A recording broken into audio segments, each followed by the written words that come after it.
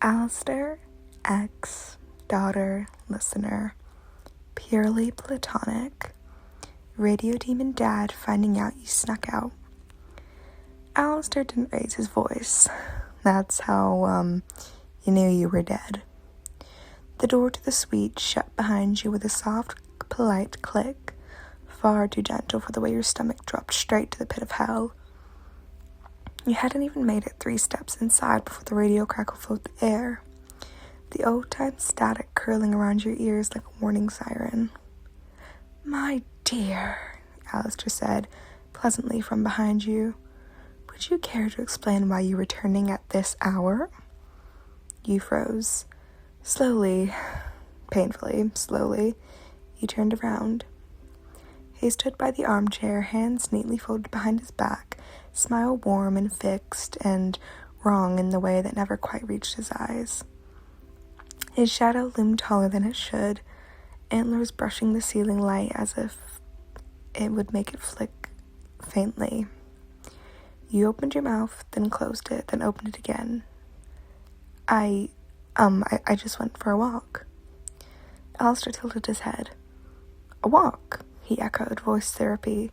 The radio distorted, sharpened, like a needle dragging across vinyl.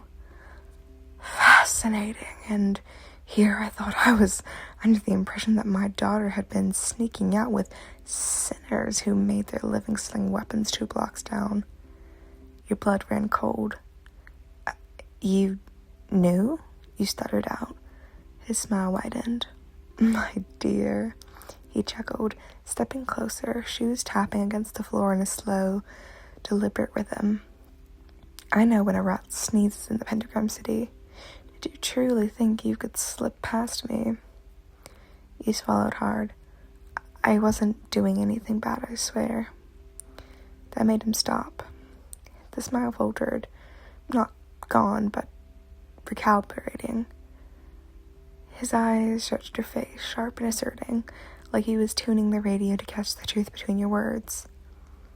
"I did not ask whether you were doing anything bad," he said softly. "I'm asking why you felt the need to lie." Oh, that right there hurt worse than the yelling ever could. You looked down at your hands. "I just wanted to go out, to feel normal.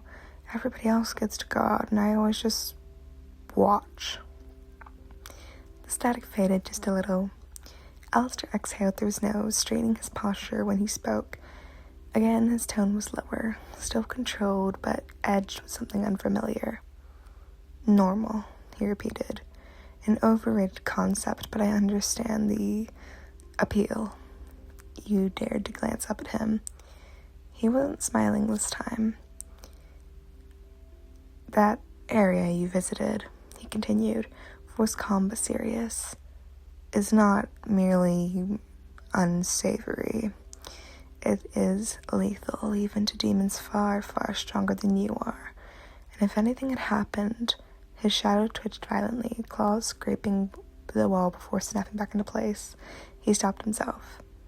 "That," he said quietly, "is not a risk I will tolerate." You looked up at him. "I didn't mean to scare you," he whispered. For a long moment, there was only silence. Then Alastor crouched in front of you, lowering himself to your level. The radio hum softened like a sharp lullaby. His expression was something sharp, unsettling, but there was something provocative, almost protective, burning beneath it. "You are many things," he said. "Clever, curious, stubborn enough to rival myself." And he paused, and then he spoke again. "But you are not expendable." Your chest tightened. "I don't need you to lock me away. I just need you to trust me," you said.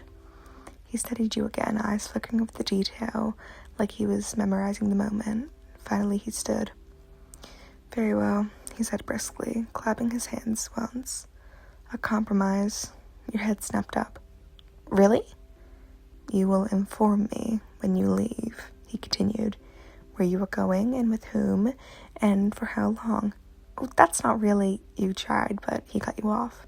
And, he added, returning a smile, smaller but sharp, you will return on time. Fail to do so, and I will personally ensure that no one in this city ever invites you anywhere again. You grimaced. Fair. He leaned down, placing a gloved hand atop your head. The touch was brief, almost awkward, but undeniably gentle. Do not mistake my leniency for indifference, he murmured. Hell is cruel, but I am not. Well, not to you, my little demon. For once you didn't argue, and you nodded, and somewhere behind that smile, Alastor looked relieved.